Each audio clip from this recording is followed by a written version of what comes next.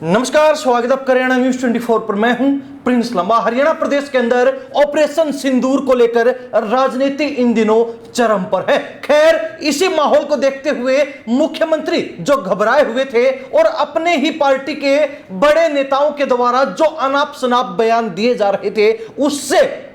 घबराकर उन्होंने हरियाणा प्रदेश के नेताओं को भी, बीजेपी के विधायकों और मंत्रियों को भी यह सजेशन दिया था, यह सलाह दी थी कि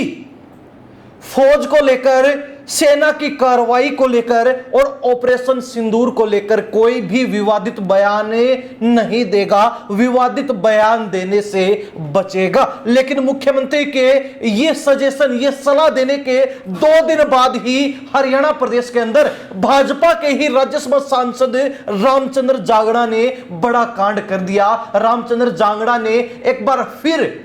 पहलगाम में हुए आतंकी हमले को लेकर एक ऐसा बयान दे दिया जिसके बाद चारों तरफ उनकी निंदा की जा रही है, उनको घेरने का काम किया जा रहा है। इस मामले पर विस्तार से चर्चा करते हैं और आपको बताते हैं कि कैसे बीजेपी के एक राज्यसभा सांसद ने मुख्यमंत्री की बात को नजरअंदाज करते हुए और बीजेपी की छवि को धूमिल करने का काम कर दिया है। बीजेपी को एक बार फिर हरियाणा प्रदेश में संदेह के घेरे में, शक के घेरे में और सवालों के घेरे में खड़ा करने का काम कर दिया है। तो साथ ही बीजेपी जो अपने आप को राष्ट्रभक्त पार्टी बताती है, बीजेपी के लोग जो अपने आप को राष्ट्रभक्त, देशभक्त दर्शाने का काम करते हैं, उनकी राष्ट्रभक्ति और देशभक्ति पर भी सवालिया निशान खड़े कर दिए हैं, लगा दिए हैं। तो सबसे पहले आपको रामचंद्र जांगड़ा का वो वीडियो सुनवाते हैं, वो बयान दिखाते हैं कि कैसे उन्होंने अपने संबोधन में, अपने भाषण में पहलगाम में हुए आतंकी हमले में नरसंहार जिन लोगों का हुआ,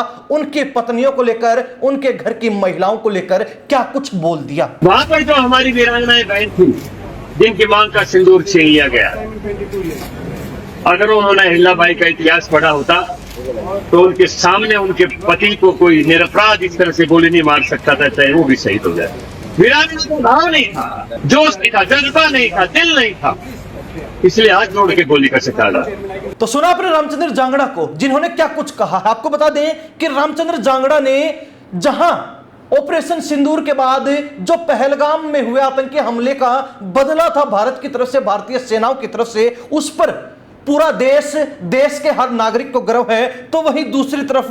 प्रधानमंत्री नरेंद्र मोदी भी अपनी सेना की और अपने राज की तारीफें करते नहीं थक रहे। लेकिन उन्हीं की पार्टी के नेता, उन्हीं की पार्टी के राज्यसभा सांसद बीजेपी की मिट्टी पलीत करवाने से बाज नहीं आ रहे हैं, पीछे नहीं हट रहे हैं। रामचंद्र जांगड़ा का कहना है कि अगर प्रधानमंत्री नरेंद्र मोदी देश के युवाओं को जो ट्रेनिंग देना चाहते हैं, वह ट्रेनिंग पर्यटकों के पास होती तो 3 आतंकवादी 26 लोगों को नहीं मार पाते। और यहां पर उनका जो ट्रेनिंग से तात्पर्य है वो अग्निवीर से है। आगे आपको बता दें कि अगर पर्यटकों के हाथ में लाठी डंडा कुछ भी होता और वो चारों तरफ से आतंकवादियों की तरफ दौड़ते, तो मैं दावा करता हूं कि शायद 5 या 6 लोगों की जान जाती, लेकिन तीनों आतंकवादी भी मारे जाते। हाथ जोड़ने से कोई नहीं छोड़ता है, क्योंकि पिछले दिनों जब पहलगाम में आतंक हमला हुआ था, उसके बाद जिन महिलाओं के पति मार दिए गए थे, जिन महिलाओं के पतियों का नरसंहार आतंकवादियों ने कर दिया था,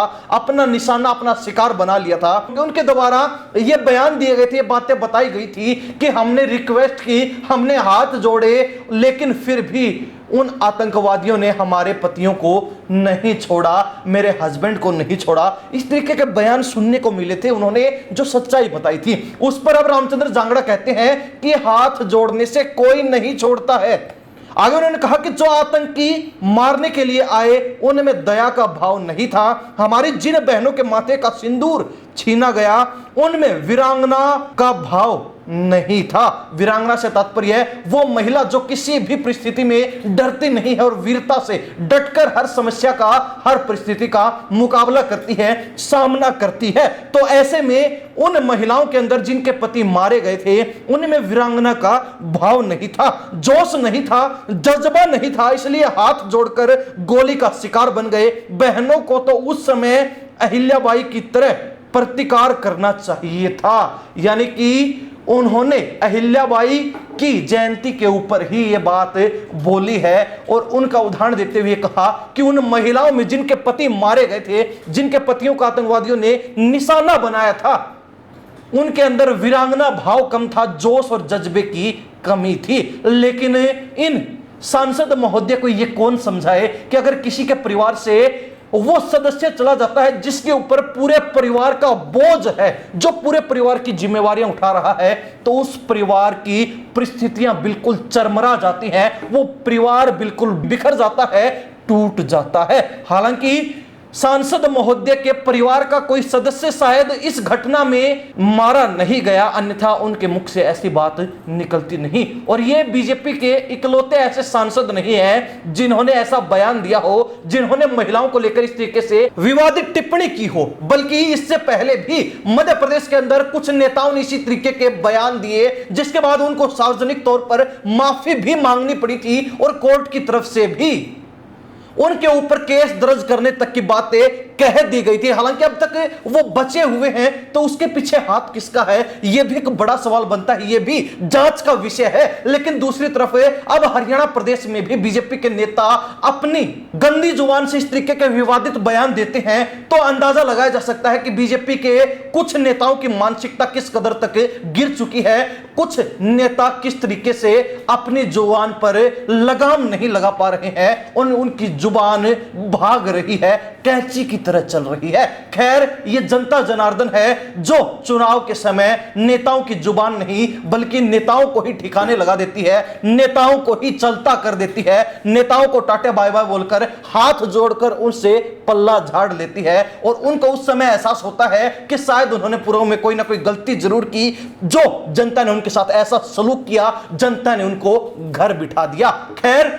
सांसद महोदय ने जो विवादित बयान दिया है वो ठीक उस समय दिया गया जब हरियाणा प्रदेश के मुख्यमंत्री नायब सैनी ने विधायक दल की बैठक जो चंडीगढ़ में सीएम आवास पर हुई थी, उस समय यह बात कही थी कि कोई भी बीजेपी का नेता हरियाणा प्रदेश का इस तरीके से विवादित बयान किसी भी मामले को लेकर नहीं देगा जैसा मामला मध्य प्रदेश में चला हुआ है। लेकिन उसके ठीक 2 दिन बाद ही मुख्यमंत्री की बातों को नजरअंदाज कर दिया गया, मुख्यमंत्री की बातों को बिल्कुल भी तवज्जो नहीं दी गई, मुख्यमंत्री तक को कुछ नहीं समझा गया। और उसके बावजूद भी बीजेपी के हरियाणा प्रदेश से राज्यसभा सांसद रामचंद्र जांगड़ा ने इस तरीके से जो लोग पहलगाम आतंकी हमले में मारे गए थे, जिनका कत्लेआम हुआ था, उनके घर की औरतों को लेकर, उनकी पत्नियों को लेकर ऐसा विवादित बयान दे दिया, ऐसी टिप्पणी कर दी जिसको समाज सराहने के बजाय नकार रहा है और चारों तरफ इस बात की निंदा की जा रही है। खैर, निंदा तो छोड़िए, अब बीजेपी भी लोगों के सवालों के घेरे में खड़ी हो चुकी है, क्योंकि रामचंद्र जांगड़ा ने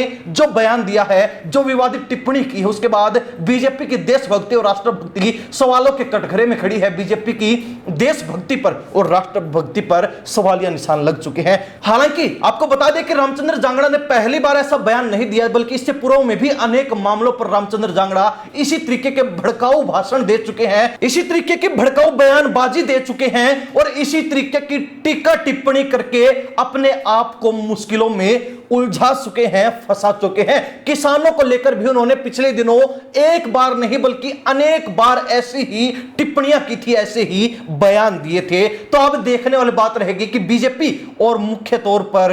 मुख्यमंत्री नायब सैनी क्या अपने राज्यसभा सांसद की जुबान पर लगाम लगा पाएंगे या फिर आगे भी इन सांसद महोदय से इसी तरीके की टिप्पणियों की, इसी तरीके के बयानों की उम्मीद रखी जाए। क्या होगा क्या नहीं होगा यह भविष्य के गर्भ में है। तो साथ ही बीजेपी अब इस सांसद को लेकर किस तरीके से सफाई देती है और सांसद महोदय पीछे हुए मामलों की तरह क्या इस बार भी इस मामले पर भी फिर से माफी मांगने वाले हैं, क्योंकि पहले भी वो इसी तरीके से विवादित बयान और टिप्पणियां देकर हर मामले पर माफी मांग चुके हैं। क्योंकि जब जनता जनार्दन उनको घेरती है तो उनको एहसास होता है कि उन्होंने कितनी बड़ी गलती, कितनी बड़ी भूल और कितनी बड़ी चूक कर दी है। और यहां पर भी वही चूक रामचंद्र जांगड़ा ने कर डाली एक बार फिर, और एक बार फिर जनता की निशाने पर निगाहों में आ चुके हैं। तो अब कहीं ना कहीं यह हो सकता है कि रामचंद्र जांगड़ा आज या कल में ही आपको माफी मांगते हुए भी इस मामले पर